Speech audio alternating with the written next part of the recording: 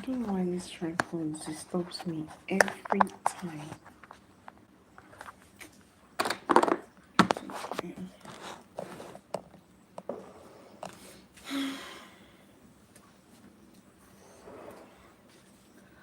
I don't even know why I am hungry by this time. I think I should be hungry because it's currently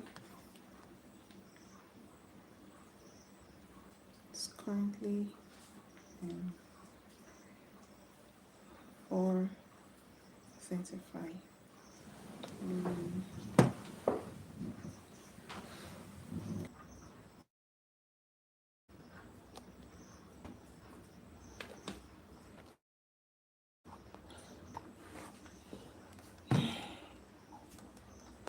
Why is it so painful? What am I going to do? I think I'm going to read a chapter of a book.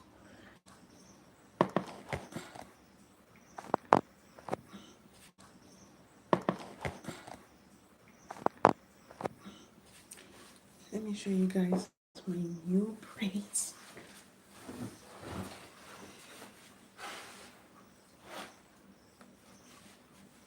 So this is my new hair.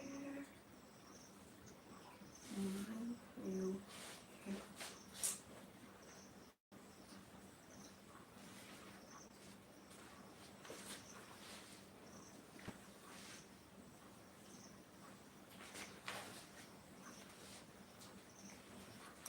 I just hope my hair is fine and beautiful.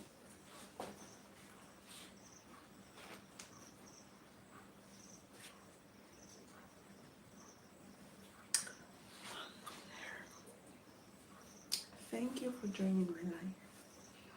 Like the video, double tap on your screen.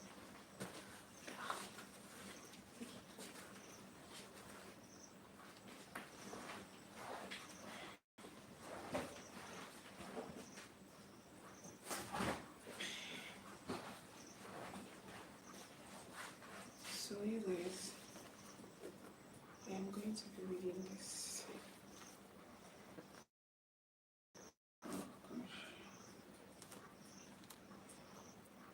Psychology of money.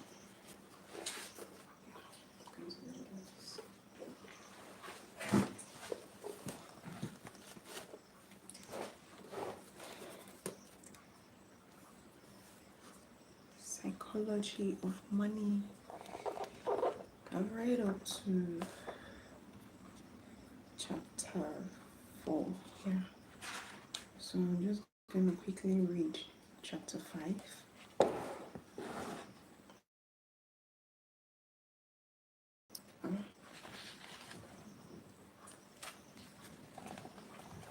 Chapter 5 is getting ready versus staying wealthy. Getting wealthy versus staying wealthy.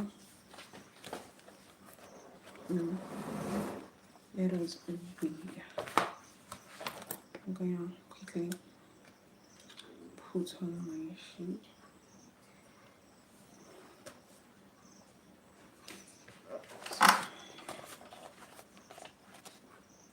Read it me.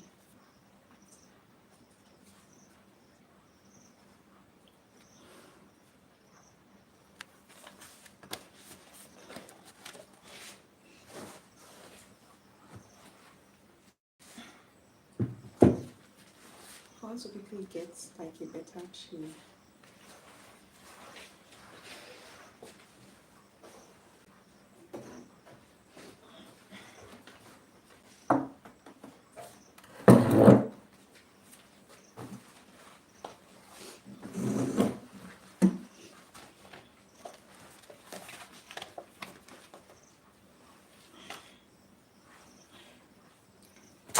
Oops.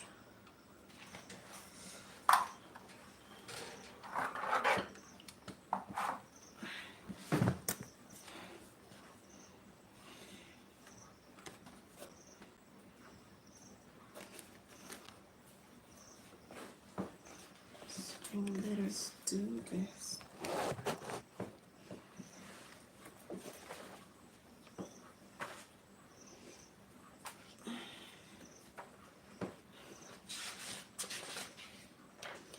Guys, I could not even sleep. Like, I couldn't get sleep. My hair is just so paining. My hair is just so painful. Beauty is pain. Now I get it. I can't sleep. I couldn't sleep. Oh, now I want to read. This was not my plan. Getting wealthy versus staying wealthy.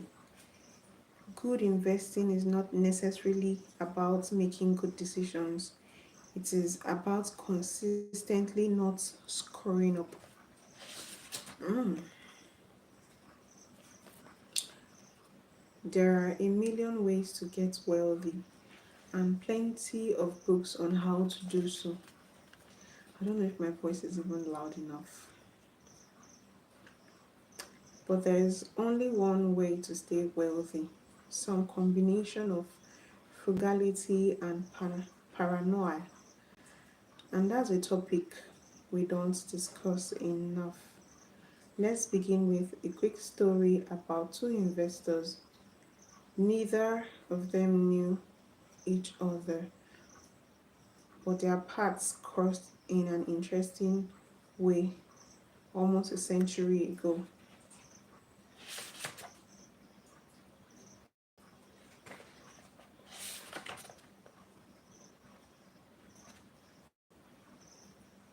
Jesse Livermore was the greatest stock market trader of his day. Born in 1877, he became a professional trader before most people knew you could do such thing at that age. By age 30, he was worth he was worth the inflation adjusted equivalent of $100 million. By 1929, Jesse Livermore was already one of the most well-known investors in the world. The stock market crash that year that ushered in the Great Depression cemented his legacy in history. More on a third of the stock market's value was wiped out in an October 1929 week, whose days were later named Black Monday, Black Tuesday, and Black Thursday. Livermore's wife, Dorothy, feared the worst when her husband returned home on October 29th. Reports of Wall Street speculators committing suicide were spreading across New York. She and her children greeted Jessie and at the door in tears, while her mother was so distraught she hid in another room screaming.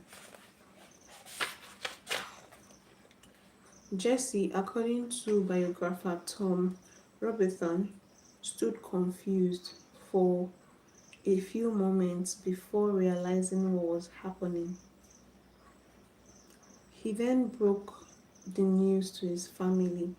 In a stroke of genius and luck, he had been shot the market, betting stock would decline.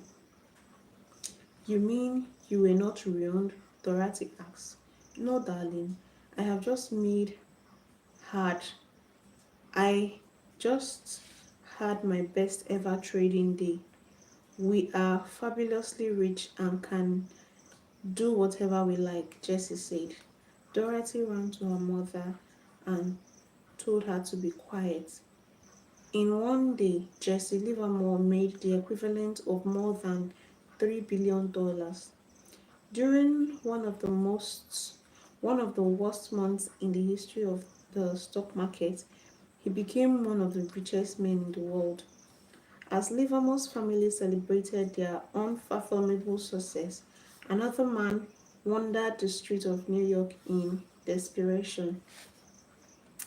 Abraham Germansky was a multi-millionaire real estate developer who had made a fortune during the roaring 1920s. As the economy boomed, he did what was he did what virtually every successful New Yorker did in the late 1920s, bet heavily on the surging stock market. On October 26, 1929, the New York Times published an article that in two paragraphs portrayed a tragic ending. Bernard H. Sandler, attorney of 225 Broadway, was asked yesterday morning by Mrs. Abraham Jaminsky of Mount Vernon to help missing since Thursday morning. Oh, Jaminsky, who is 50 years old and an East Side real estate operator, was said by Sandler to have invested heavily in stocks. Sandler said he was told by Mrs. Jamansky that a friend saw her husband late Thursday on Wall Street near the stock exchange. According to her informants, her husband was tearing a strip of ticker tape into bits and scattering it on the sidewalks as he walked towards Broadway. And after that, as far as we know, was the end of Abraham Jemansky. Here we have a contrast, obviously. If you have been here with me so far, please like the live. Double tap on your screen, you guys, and tell me where you're watching from. The October 29 crash made Jesse Livermore one of the richest men in the world and ruined Abraham Jemansky, perhaps taking his life. But fast forward 4 years and the stories cross paths again. After his 1929 blowout, Livermore, overflowing with confidence, made a larger and larger bet. He wound up after he wound up far over his head in increasing the amount of debt and eventually lost everything in the stock market. Broke and ashamed, he disappeared for 2 days in 1933. His wife set out to find him, Jesse L. Livermore, the stock market operator of 1100 Park Avenue, missing, and he has not been seen since 3 p.m. yesterday, the New York Times wrote in 1993. He returned, but his path was set. Livermore eventually took his own life. The timing was different, but Jemansky and Livermore shared a character trait. They were both very good at getting wealthy and equally bad at staying wealthy. Yeah. Even if wealthy is not a word you should apply to yourself, the lessons from the observation apply to everyone at all income levels. Getting money is one thing, keeping it is another thing. Now, if I had to summarize money success in a single word, it would be survival. As well as we'll see in chapter 6, 40% of companies success 40% of companies successful enough to become publicly traded lost effectively all of their value over time. The Forbes 400 list of richest Americans has on average roughly 20% turnover per decade for courses that don't have to do with death or transferring money to another family member. Capitalism is hard, but part of the reason this happens is because getting money and keeping money are two different skills. Yeah. Getting money requires taking risk, being optimistic, and putting yourself out there. But keeping money requires the opposite of taking risk. It requires humility and fear that what you've made can be taken away from you just as fast. It requires frugality and an acceptance that at least some of what you have made is attributable to luck. So past success can be relied upon to repeat indefinitely.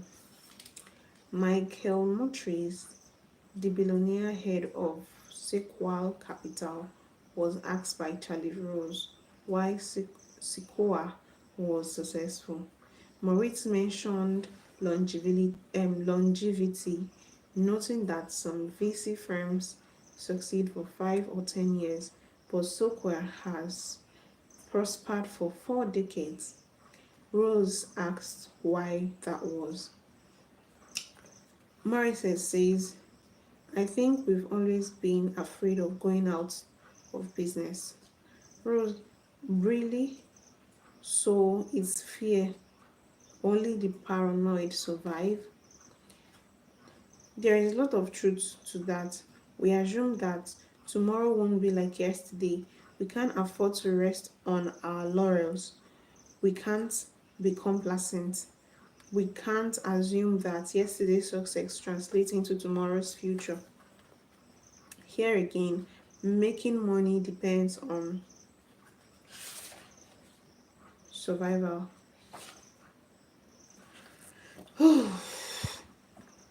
Not growth or brain or insight. The ability to stick around for a long time without wiping out or being forced into giving up is what makes the biggest difference. This should be the cornerstone of your strategy. Whether it is an investing, whether it is in investing or your career or your business.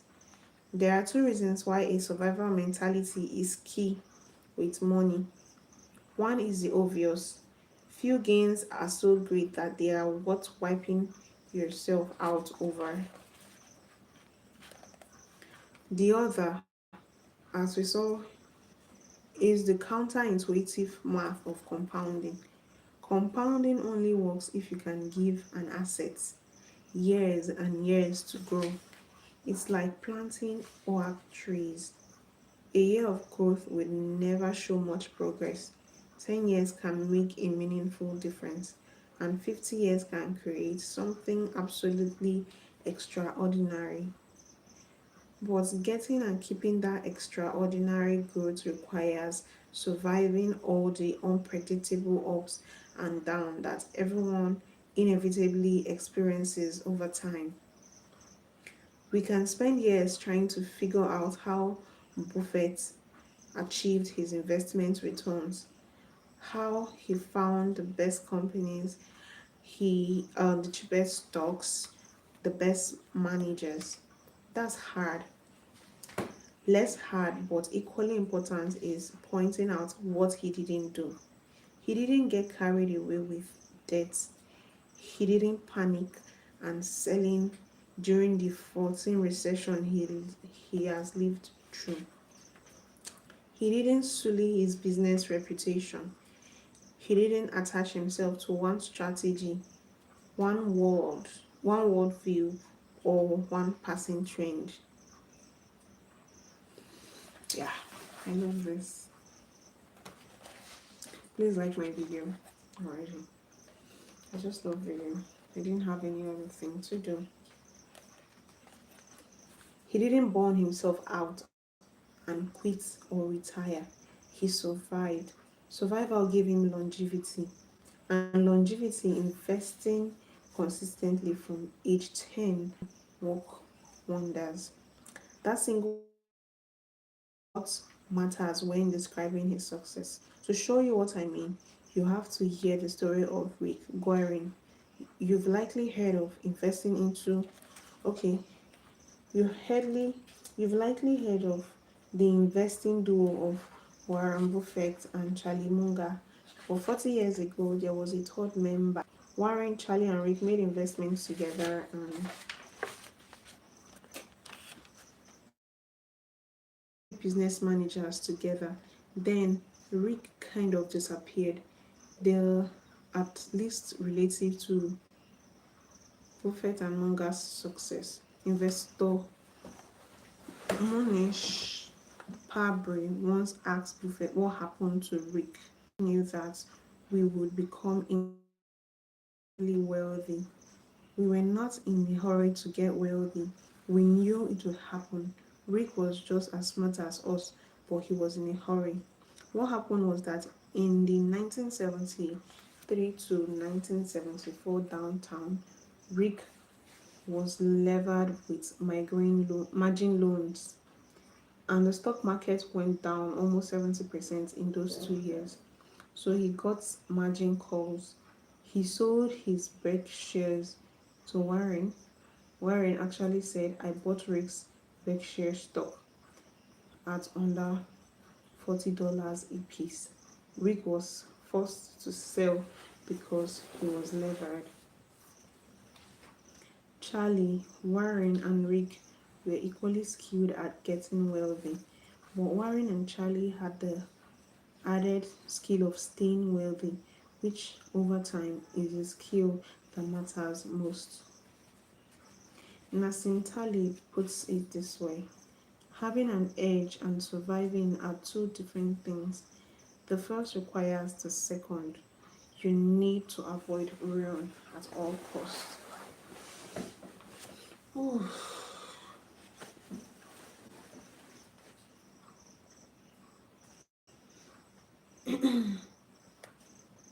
Applying the survival, sorry. Okay, oxygen powder.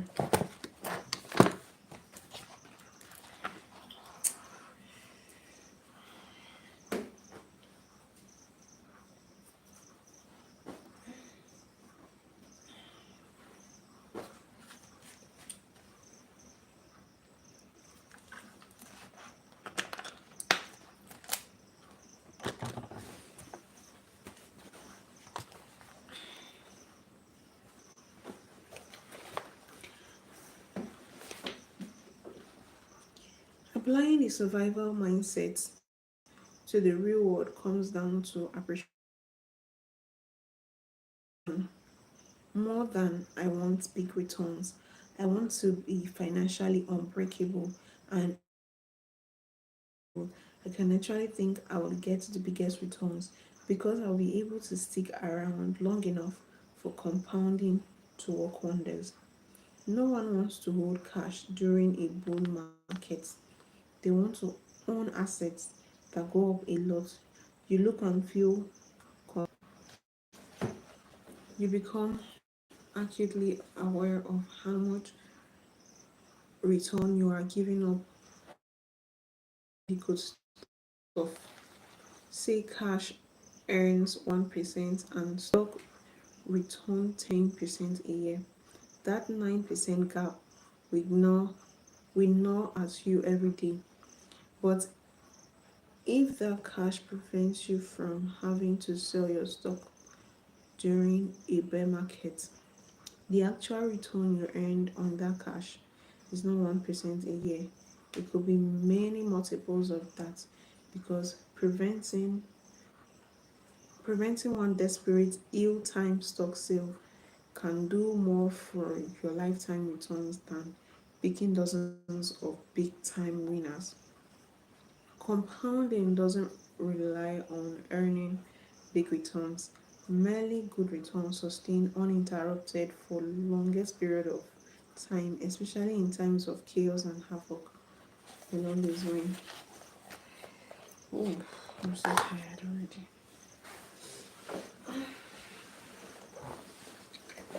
So let's have a quick chat. Chit.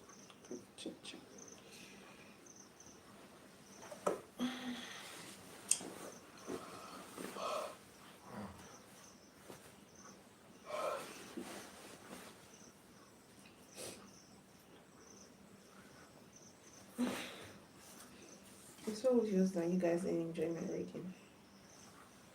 I think I'm going to take this off. You're welcome. Please double tap And tell me where you're watching from. My head hurts so much.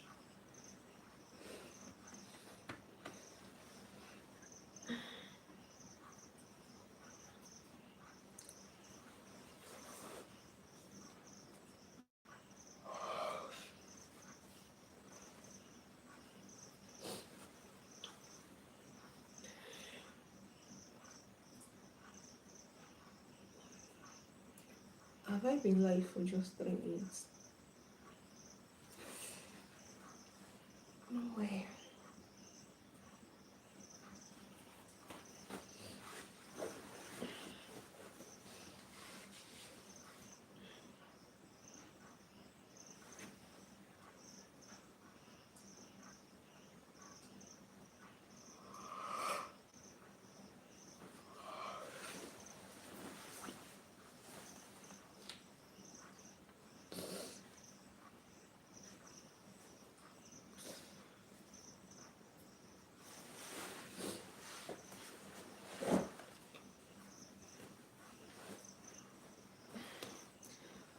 I'm tired. I'm going to end the live here. Thank you all for joining. While watching the live video, please do like, share, and subscribe to my channel. See you guys later. To have a lovely Sunday.